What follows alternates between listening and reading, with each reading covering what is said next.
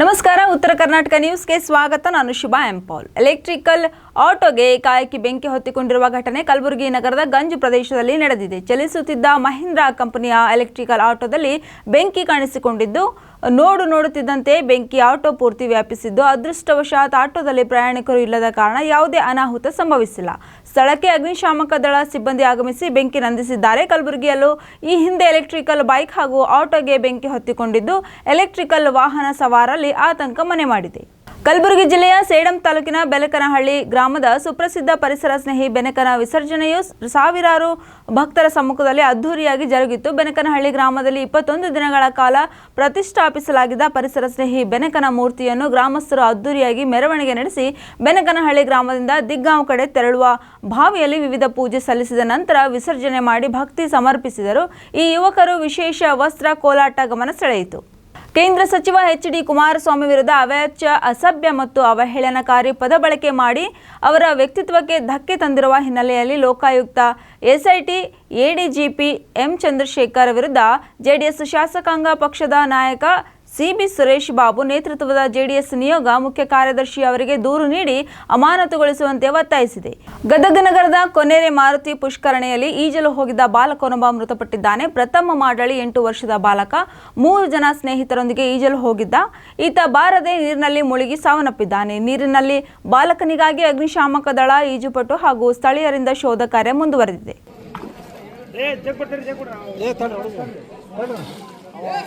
ಅಣ್ಣ ನೀ ಆಕಡೆ ಸರ್ ಇಲ್ಲಿ ಹೋಗದಾರ ಅವ್ರು ದಾರ ಹತ್ತದ ಕಾಲಿಗೆ ಸರ್ ಆ ಕಡೆ ಸರಿಯಪ್ಪ ಆ ಕಡೆ ಹೋಗಿ ಈ ಕಡೆ ಅಂತ ಅದು ಮತ್ತೆ ಅದು ಹಿಡ್ಕೊಂಡು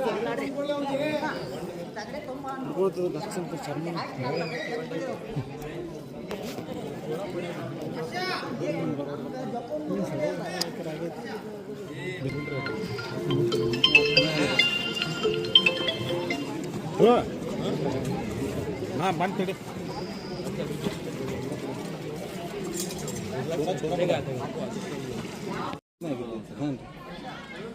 ಏ ಸೂಟ್ ಎಲ್ಲಿ ಸರ್ ಈಗ ಸೂಟ್ ಎಲ್ಲಿ ಹುಡ್ರು ಹಂಗೆ ಯಾರು ಬರಲ್ಲ. 3 ಮಂದಿ ಹುಡ್ರು 8 ವರ್ಷ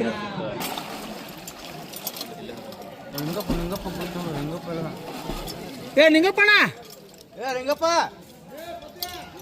ಹೋ ಹೋ ಹೋ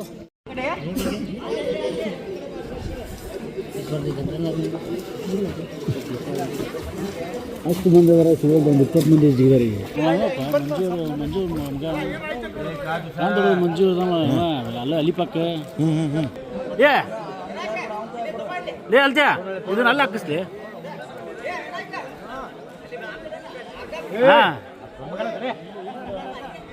ಸ್ವಚ್ಛತಾ ಹಿ ಸೇವಾ 2024 ಕಾರ್ಯಕ್ರಮದ ಅಂಗವಾಗಿ ಜಿಲ್ಲಾ ಪಂಚಾಯತ್ ಬೀದರ್ ಹಾಗೂ ಶಾಹೀನ್ ಕಾಲೇಜು ಬೀದರ್ ಇವರ ಸಂಯುಕ್ತಾಶ್ರಯದಲ್ಲಿ ಬೀದರ್ ತಾಲೂಕಿನ 12 ಗ್ರಾಮ ಪಂಚಾಯಿತಿಗಳಿಗೆ ಶಾಹೀನ್ ಕಾಲೇಜಿನ 400 ವಿದ್ಯಾರ್ಥಿಗಳಿಂದ ಹಮ್ಮಿಕೊಳ್ಳಲಾದ ಸ್ವಚ್ಛತಾ ಶ್ರಮದ ಕಾರ್ಯಕ್ರಮಕ್ಕೆ ಜಿಲ್ಲಾ ಪಂಚಾಯತ್ ಸಿಇಒ ಗಿರೀಶ್ ಬದೋಲೆ ಚಾಲನೆ ನೀಡಿದರು. ಕಲಬುರಗಿ ಜಿಲ್ಲೆಯ ಆಳಂದ್ ತಾಲೂಕಿನ ದತ್ತರಗಾಂವ್ ಗ್ರಾಮದ ಸುಪ್ರಸಿದ್ಧ ಶ್ರೀ ಶಿವಶಕ್ತಿ ಹಾಗೂ ನವದುರ್ಗ ದೇವಸ್ಥಾನದಲ್ಲಿ ದಸರಾ ವೈಭವ ಮಹೋತ್ಸವವನ್ನು ಆಯೋಜನೆ ಮಾಡಲಾಗಿದೆ ಎಂದು ದೇವಸ್ಥಾನದ ಸಮಿತಿ ಮುಖಂಡ ಚಂದ್ರಶೇಖರ್ ಹಿರೇಮಠ ಅವರು ತಿಳಿಸಿದ್ದಾರೆ. ನಿಂತಿದ್ದ ಕಂಟೈನರ್ಗೆ ಕೆಎಸ್ಆರ್ಟಿಸಿ ಬಸ್ ಡಿಕ್ಕಿ ಹೊಡೆದು ಪಲ್ಟಿಯಾದ ಪರಿಣಾಮ 20ಕ್ಕೂ ಹೆಚ್ಚು ಪ್ರಯಾಣಿಕರು ಗಾಯಗೊಂಡಿರುವ ಘಟನೆ ಮಂಡ್ಯ ಹೊರವಲಯದ ಬೆಂಗಳೂರು ಮೈಸೂರು ರಾಷ್ಟ್ರೀಯ ಹೆದ್ದಾರಿಯ ಸರ್ವಿಸ್ ರಸ್ತೆಯಲ್ಲಿ ಸ್ಯಾಂಜೋ ಆಸ್ಪತ್ರೆ ಬಳಿ ಬೆಳಗ್ಗೆ ನಡೆದಿದೆ. ಕುಣಿಗಲ್, ಹೆಬ್ಬೂರು, ತುಮಕೂರು ನಡುವೆ ಸಂಚರಿಸುತ್ತಿದ್ದ ಬಸ್ ಅಪಘಾತಕ್ಕೀಡಾಗಿದೆ. ಕಂಟೈನರ್ಗೆ ಡಿಕ್ಕಿ ಹೊಡೆದು ಬಸ್ ಪಲ್ಟಿಯಾಗಿರುವುದರಿಂದ ಹೆಚ್ಚಿನ ಪ್ರಯಾಣಿಕರು ಗಾಯಗೊಂಡಿದ್ದಾರೆ. ಗಾಯಾಳುಗಳನ್ನು ಸ್ಯಾಂಜೋ ಆಸ್ಪತ್ರೆಗೆ ಹಾಗೂ ಮಂಡ್ಯದ ವಿಮ್ಸ್ ಆಸ್ಪತ್ರೆಗೆ ರವಾನಿಸಿ ಚಿಕಿತ್ಸೆ ನೀಡಲಾಗುತ್ತಿದೆ. ಕಾಂಗ್ರೆಸ್ ಸರ್ಕಾರವನ್ನು ಬೀಳಿಸಲು 1200 ಕೋಟಿ ರೂಪಾಯಿ ರೆಡಿ ಮಾಡಿಟ್ಟುಕೊಂಡಿದ್ದಾರೆ ಎಂಬ ಆರೋಪದ ಬಗ್ಗೆ ಇಡಿ ತನಿಖೆಗೆ ದೂರು ನೀಡುವ ಸಂಬಂಧ ಚರ್ಚೆ ಮಾಡುತ್ತೇವೆ ಎಂದು ಡಿಸಿಎಂ ಡಿಕೆ ಶಿವಕುಮಾರ್ ತಿಳಿಸಿದರು. ಸದಾಶಿವನಗರದಲ್ಲಿ ಇಂದು ಗೃಹ ಸಚಿವ ಜಿ ಪರಮೇಶ್ವರ್ ಅವರನ್ನು ಭೇಟಿಯಾದ ಬಳಿಕ ಮಾತನಾಡಿದ ಅವರು, ಕಾಂಗ್ರೆಸ್ ಸರ್ಕಾರವನ್ನು ಬೀಳಿಸಲು 1200 ಕೋಟಿ ರೆಡಿ ಮಾಡಿಟ್ಟುಕೊಂಡಿದ್ದಾರೆ ಎಂಬ ಯತ್ನಾಳ ಆರೋಪ ವಿಚಾರವಾಗಿ ಪ್ರತಿಕ್ರಿಯಿಸುತ್ತಾ, ಇದರ ಮಾಹಿತಿ ನಮಗೂ ಇದೆ. ಈ ಬಗ್ಗೆ ಇವತ್ತು ಕಾಂಗ್ರೆಸ್ ಲೀಗಲ್ ಟೀಮ್ ಮೀಟಿಂಗ್ ಕರೆದಿದ್ದೇನೆ. ಈ ಮಾಹಿತಿಯನ್ನು ಹೈಕಮಾಂಡ್ ನಾಯಕರಿಗೂ ತಿಳಿಸಿದ್ದೇನೆ. ಇದು ಇಡಿ ತನಿಖೆಗೆ ವ್ಯಾಪ್ತಿಗೆ ಬರುವ ವಿಚಾರ ಎಂದರು. ಲೋಕಾಯುಕ್ತ ಎಸ್ಐಟಿ ಕೆಲಸಕ್ಕೆ ಅಡ್ಡಿಪಡಿಸಿದರೆ ಅವರದ್ದೇ ಆದ ಕೆಲವು ಕ್ರಮಗಳನ್ನು ಪೊಲೀಸನವರೇ ತೆಗೆದುಕೊಳ್ಳುತ್ತಾರೆ ಎಂದು ಗೃಹ ಸಚಿವ ಜಿ ಪರಮೇಶ್ವರ್ ತಿಳಿಸಿದರು. ಇಂದು ಸದಾಶಿವನಗರ ನಿವಾಸದ ಬಳಿ ಎಚ್ಡಿಕೆ ಎಡಿಜಿಪಿ ಚಂದ್ರಶೇಖರ್ ಜಟಾಪಟಿ ವಿಚಾರವಾಗಿ ಪ್ರತಿಕ್ರಿಯೆ ನೀಡಿದ ಸಚಿವರು, ಕಾನೂನಾತ್ಮಕವಾಗಿ ಚಂದ್ರಶೇಖರ್ ನೇತೃತ್ವದ ಎಸ್ಐಟಿ ರಚನೆ ಮಾಡಲಾಗಿದೆ. ಅವರ ಕೆಲಸ ಮಾಡ್ತಾರೆ, ಕೆಲಸಕ್ಕೆ ಅಡ್ಡಿಪಡಿಸಿದರೆ ಪೊಲೀಸರು ಕ್ರಮ ಕೈಗೊಳ್ಳುತ್ತಾರೆ ಎಂದು ಎಚ್ಚರಿಸಿದರು. ಬಿಜೆಪಿ ರಾಜ್ಯಾಧ್ಯಕ್ಷ ಸ್ಥಾನ ಬದಲಾವಣೆಗಾಗಿ ಬಸನಗೌಡ ಪಾಟೀಲ್ ಯತ್ನಾಳ್ ಪ್ರತ್ಯೇಕ ಸಭೆ ನಡೆಸಿರುವ ಕುರಿತು ಪ್ರತಿಕ್ರಿಯಿಸಿದ ಬಿಜೆಪಿ ರಾಜ್ಯಾಧ್ಯಕ್ಷ ಬಿವೈ ವಿಜೇಂದ್ರ, ಈ ಸಭೆ ಹೊಸದೇನಲ್ಲ. ನಮ್ಮ ತಂದೆ ಮಾಜಿ ಮುಖ್ಯಮಂತ್ರಿ ಯಡಿಯೂರಪ್ಪನವರು ಎದುರಿಸಿದ ಅನೇಕ ಸವಾಲು ನೋಡಿ ಬೆಳೆದಿದ್ದೇನೆ. ಎಲ್ಲ ಸವಾಲುಗಳನ್ನು ಯಶಸ್ವಿಯಾಗಿ ಎದುರಿಸುತ್ತೇನೆ. ಜೀವನದಲ್ಲಿ ಸಮಸ್ಯೆ ಇದ್ದಾಗ ವಿಶ್ವಾಸ ಹೆಚ್ಚಾಗುತ್ತದೆ. ಸಮಸ್ಯೆಗೆ ಓಡಿ ಹೋಗುವುದಿಲ್ಲ. ಬಿಜೆಪಿಯನ್ನು ಮುಂದಿನ ದಿನಗಳಲ್ಲಿ ಸ್ಪಷ್ಟ ಬಹುಮತದಿಂದ ಅಧಿಕಾರಕ್ಕೆ ತರುತ್ತೇನೆ ಎಂದರು.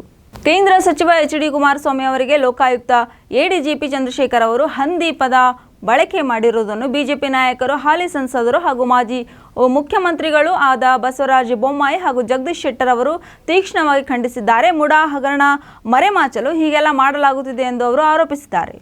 ಗಣಿನಾಡು ಎಂದೇ ಪ್ರಖ್ಯಾತಿ ಹೊಂದಿರುವ ಬಳ್ಳಾರಿ ಜಿಲ್ಲೆಗೆ ಪ್ರವೇಶಿಸಲು ನಿಷೇಧ ಹೇರಲಾಗಿತ್ತು. ಕಳೆದ 1.5 ದಶಕಗಳಿಂದ ಬಳ್ಳಾರಿಯತ್ತ ಸುಳಿಯದ ಹಾಲಿ ಶಾಸಕ ಜನಾರ್ದನ್ ರೆಡ್ಡಿಗೆ ಇದೀಗ ಸುಪ್ರೀಂ ಕೋರ್ಟ್ ಬಿಗ್ ರಿಲೀಸ್ ನೀಡಿದ್ದು ಜಿಲ್ಲೆಯೊಳಗೆ ಪ್ರವೇಶಿಸಲು ಅನುಮತಿ ನೀಡಿದೆ. ಅಕ್ರಮ ಗಣಿಗಾರಿಕೆ ಕೇಸ್ನಲ್ಲಿ ಪ್ರಮುಖ ಆರೋಪಿಯಾಗಿದ್ದ ಜನಾರ್ದನ್ ರೆಡ್ಡಿಯನ್ನು 2011ರಲ್ಲಿ ಸಿಬಿಐ ಪೊಲೀಸರು ಬಂಧಿಸಿ ವಿಚಾರಣೆಗೆ ಒಳಪಡಿಸಿದರು. ಆಂಧ್ರಪ್ರದೇಶದ ಚೆಲ್ಲರ್ಪಲ್ಲಿ ಜೈಲಿನಲ್ಲಿ ಶಿಕ್ಷೆ ಅನುಭವಿಸಿದ ಜನಾರ್ದನ್ ರೆಡ್ಡಿಗೆ ಅಕ್ರಮ ಗಣಿಗಾರಿಕೆ ಮಾಡಲಾದ ಅನಂತಪುರ, ಕರ್ನೂಲು ಮತ್ತು ಬಳ್ಳಾರಿ ಜಿಲ್ಲೆಗಳಿಗೆ ಪ್ರವೇಶ ನಿಷೇಧಿಸಲಾಗಿತ್ತು. ಲೋಕಾಯುಕ್ತ ಎಡಿಜಿಪಿ ಚಂದ್ರಶೇಖರ್ ವಿರುದ್ಧ ಮತ್ತೆ ವಾಗ್ದಾಳಿ ನಡೆಸಿರುವ ಕೇಂದ್ರ ಸಚಿವ ಎಚ್.ಡಿ. ಕುಮಾರಸ್ವಾಮಿ ಕಾಂಗ್ರೆಸ್ ಕಳಂಕಿತ ಅಧಿಕಾರಿಗಳಿಂದ ರಕ್ಷಣೆ ಪಡೆದುಕೊಳ್ಳುತ್ತಿದೆ ಎಂದು ಆರೋಪಿಸಿದರು. ಈ ಬಗ್ಗೆ ಹೇಳಿಕೆ ಬಿಡುಗಡೆ ಮಾಡಿರುವ ಎಚ್.ಡಿ. ಕುಮಾರಸ್ವಾಮಿ, ಕಳಂಕಿತ ಅಧಿಕಾರಿ ಕುಮಾರಸ್ವಾಮಿ ಅವರ ಸರ್ಕಾರದಲ್ಲಿಯೂ ಕೆಲಸ ಮಾಡಿರಲಿಲ್ಲವೇ ಎಂದು ಕೇಳಿದ ಕೆಲ ಸಚಿವರಿಗೆ ಕುಮಾರಸ್ವಾಮಿ ತಿರುಗೇಟು ನೀಡಿದ್ದಾರೆ. ಎಐಸಿಸಿ ಅಧ್ಯಕ್ಷ ಮಲ್ಲಿಕಾರ್ಜುನ್ ಖರ್ಗೆ ಅವರು ಮೋದಿಯವರ ವಿರುದ್ಧ ದ್ವೇಷದ ರಾಜಕಾರಣ ಮಾಡುವುದು ಸೂಕ್ತವಲ್ಲ ಎಂದು ಕೇಂದ್ರ ಸಚಿವ ಪ್ರಹ್ಲಾದ್ ಜೋಶಿ ಹೇಳಿದ್ದಾರೆ. ಈ ಕುರಿತು ಸೋಮವಾರ ಎಕ್ಸ್ನಲ್ಲಿ ಪೋಸ್ಟ್ ಮಾಡಿರುವ ಅವರು, ಕಾಂಗ್ರೆಸ್ ಪಕ್ಷದ ದ್ವೇಷದ ರಾಜಕಾರಣ ಯಾವ ಮಟ್ಟಕ್ಕಿದೆ ಅಂದರೆ ನಿನ್ನೆ ಎಐಸಿಸಿ ಅಧ್ಯಕ್ಷರಾದ ಮಲ್ಲಿಕಾರ್ಜುನ್ ಖರ್ಗೆ ಅವರ ಭಾಷಣವೇ ಸಾಕ್ಷಿ. ಮೋದಿಯವರನ್ನು ಪ್ರಧಾನಮಂತ್ರಿ ಸ್ಥಾನದಿಂದ ಇಳಿಸುವವರೆಗೂ ನಾನು ಸರಿಯುವುದಿಲ್ಲ ಎಂಬ ಮಾತು ನಿಜಕ್ಕೂ ಆಶ್ಚರ್ಯ ತರುತ್ತದೆ ಎಂದು ಹೇಳಿದರು. ಕೇಂದ್ರ ಸಚಿವ ಎಚ್.ಡಿ. ಕುಮಾರಸ್ವಾಮಿ ಅವರಿಗೆ ಪ್ರಧಾನಿ ಮೋದಿ ಒಳ್ಳೆ ಖಾತೆ ಕೊಟ್ಟಿದ್ದಾರೆ. ಅವಕಾಶವನ್ನು ಅವರು ಚೆನ್ನಾಗಿ ಉಪಯೋಗಿಸಿಕೊಂಡು ರಾಜ್ಯದ ಜನತೆಗೆ ಉದ್ಯೋಗ ನೀಡಲಿ ಎಂದು ಡಿಸಿಎಂ ಡಿಕೆ ಶಿವಕುಮಾರ್ ಹೇಳಿದ್ದಾರೆ. ಬೆಂಗಳೂರಿನಲ್ಲಿ ಸುದ್ದಿಗಾರರೊಂದಿಗೆ ಮಾತನಾಡಿದ ಡಿಸಿಎಂ ಕುಮಾರಸ್ವಾಮಿ ಅವರು, ರಾಜಕಾರಣ ಬೇರೆ ಮಾತು ಎಲ್ಲವನ್ನು ಬಿಟ್ಟು ರಾಜ್ಯದಲ್ಲಿ 50,000ದಿಂದ 1,00,000 ಜನರಿಗೆ ಉದ್ಯೋಗ ನೀಡುವಂತಹ ಕೆಲಸ ಮಾಡಲಿ. ಕಾಂಗ್ರೆಸ್ ಸರ್ಕಾರ ಕೂಡ ಅವರಿಗೆ ಬೇಕಾದಂತಹ ಸಹಕಾರ ನೀಡುತ್ತದೆ ಎಂದರು. ಮೈಸೂರಿನಲ್ಲಿ ಸುದ್ದಿಗೋಷ್ಠಿ ನಡೆಸಿ ಮಾತನಾಡಿದ ಮುಡಾ ಅಧ್ಯಕ್ಷದ ಕೆ ಮರಿಗೌಡ, ನಾನು ಯಾರಿಗೂ ಸಹ ದ್ರೋಹ ಮಾಡಿಲ್ಲ. ನನ್ನ ಮನೆ ದೇವರ ಮೇಲೆ ಆಣೆ ಮಾಡಿ ಹೇಳ್ತೀನಿ, ಮುಖ್ಯಮಂತ್ರಿ ಸಿದ್ದರಾಮಯ್ಯ ಅವರಿಗೆ ದ್ರೋಹ ಬಗೆದಿಲ್ಲ ಎಂದು ಹೇಳಿದರು. ಪಕ್ಷದ ಮುಖಂಡರು, ಕಾರ್ಯಕರ್ತರು ನನ್ನ ಮೇಲೆ ಆರೋಪ ಮಾಡುತ್ತಿದ್ದಾರೆ. ನಾನು ಅಧ್ಯಕ್ಷ ಆದ ಮೇಲೆ ಸಿದ್ದರಾಮಯ್ಯ ಅವರಿಗೆ ಇಂತಹ ಸ್ಥಿತಿ ಬಂತು ಎಂದು ಹೇಳುತ್ತಿದ್ದಾರೆ. ದಯಮಾಡಿ ಇಂತಹ ಆರೋಪ ತೇಜೋವಧೆ ಮಾಡಬೇಡಿ. ಹರೀಶ್ ಗೌಡ ಬಿಜೆಪಿ ಶಾಸಕ ಶ್ರೀವತ್ಸ ಅವರ ಪುತ್ರ ಕೊಟ್ಟಿದ್ದರು. 50-50 ಅನುಪಾತ ಮಾಡದಂತೆ ಶಾಸಕರು ಮನವಿ ಮಾಡಿದರು. ಗ್ರಾಮ ಆಡಳಿತಗಾರರಿಗೆ ಮೂಲ ಸೌಲಭ್ಯಗಳನ್ನು ಒದಗಿಸಬೇಕು. ಮೊಬೈಲ್ ಆ್ಯಪ್ಗಳಲ್ಲಿ ವಿವರ ಅಪ್ಲೋಡ್ ಮಾಡುವಂತೆ ಒತ್ತಡ ಹೇರುವುದನ್ನು ನಿಲ್ಲಿಸಬೇಕು ಎಂದು ಗ್ರಾಮ ಆಡಳಿತಗಾರರಿಗೆ ಅನಿರ್ದಿಷ್ಟಾವಧಿ ಪ್ರತಿಭಟನೆ ಆರಂಭಿಸಿದ್ದಾರೆ. ಜಿಲ್ಲಾಧಿಕಾರಿ ಕಚೇರಿ ಎದುರು ಧರಣಿ ಕುಳಿತಿದ್ದಾರೆ. ಗುಣಮಟ್ಟದ mobile phone, CUG SIM data ನೀಡಬೇಕು. ಮೇಜು, ಕುರ್ಚಿ, ಅಲ್ಮೇರಾ, Google Chromebook, laptop, printer ಮತ್ತು ಸ್ಕ್ಯಾನರ್ ಒದಗಿಸಬೇಕು ಎಂದು ಪ್ರತಿಭಟನಾಕಾರರು ಒತ್ತಾಯಿಸಿದರು. ಚುನಾವಣಾ ಬಾಂಡ್ ಮೂಲಕ ಸುಲಿಗೆ ಆರೋಪದಲ್ಲಿ ವ್ಯಕ್ತಿಯೊಬ್ಬರು ನೀಡಿದಂತಹ ದೂರಿನ ಅನ್ವಯ ಕೇಂದ್ರ ಸಚಿವೆ ನಿರ್ಮಲಾ ಸೀತಾರಾಮನ್, ಇಡಿ ನಳಿನ್ ಕುಮಾರ್ ಕುಟೀಲ್ ಹಾಗೂ ಬಿಜೆಪಿ ಪದಾಧಿಕಾರಿಗಳು ವಿರುದ್ಧ ಎಫ್ಐಆರ್ ದಾಖಲಿಸಲಾಗಿದೆ. ಇದೀಗ ಬಿಜೆಪಿ ನಾಯಕ ನಳಿನ್ ಕುಮಾರ್ ಹೈಕೋರ್ಟ್ ಮೆಟ್ಟಿಲೇರಿದ್ದಾರೆ. ನೈತಿಕತೆ ಬಗ್ಗೆ ಮಾತನಾಡುವ ನಿಮಗೆ ನೈತಿಕತೆ ಇದ್ದರೆ ಯಡಿಯೂರಪ್ಪ ಹಾಗೂ ವಿಜೇಂದ್ರ ಅವರನ್ನು ಪಕ್ಷದಿಂದ ಆಚೆ ಹಾಕಿ. ನಿಮಗೆ ಆ ದಮ್ಮು ತಾಕತ್ತು ಇದೆಯಾ? ನಿರ್ಮಲಾ ಸೀತಾರಾಮ್, ಅಶೋಕ್ ಮುನಿರತ್ನಂ ಅವರನ್ನು ವಜಾಗೊಳಿಸಿ. ಆಮೇಲೆ ಸಿದ್ದರಾಮಯ್ಯ, ಪ್ರಿಯಾಂಕ್ ಖರ್ಗೆ, ಡಿಕೆ ಶಿವಕುಮಾರ್ ರಾಜೀನಾಮೆ ಕೇಳಿ ಎಂದು ಸಚಿವ ಪ್ರಿಯಾಂಕ್ ಖರ್ಗೆ ಹೇಳಿದರು. ಕೆಲವರು ಸಿಎಂ ಆಗಲು ಸಾವಿರಾರು ಕೋಟಿ ಇಟ್ಟುಕೊಂಡು ಕಾಯುತ್ತಿದ್ದಾರೆ ಎಂಬ ಬಿಜೆಪಿ ಶಾಸಕ ಬಸನಗೌಡ ಪಾಟೀಲ್ ಯತ್ನಾಳ್ ಹೇಳಿಕೆಗೆ ತಿರುಗೇಟು ನೀಡಿರುವ ಡಿಸಿಎಂ ಡಿಕೆ ಶಿವಕುಮಾರ್, ಈ ಬಗ್ಗೆ ಇನ್ಕಮ್ ಟ್ಯಾಕ್ಸ್ ಇಲಾಖೆಯಿಂದ ತನಿಖೆ ನಡೆಯಬೇಕು ಎಂದಿದ್ದಾರೆ. ನಿರಂತರ ಸುದ್ದಿಗಾಗಿ ನೋಡ್ತಾ ಇರಿ ಉತ್ತರ ಕರ್ನಾಟಕ ಸುದ್ದಿವಾಹಿನಿ.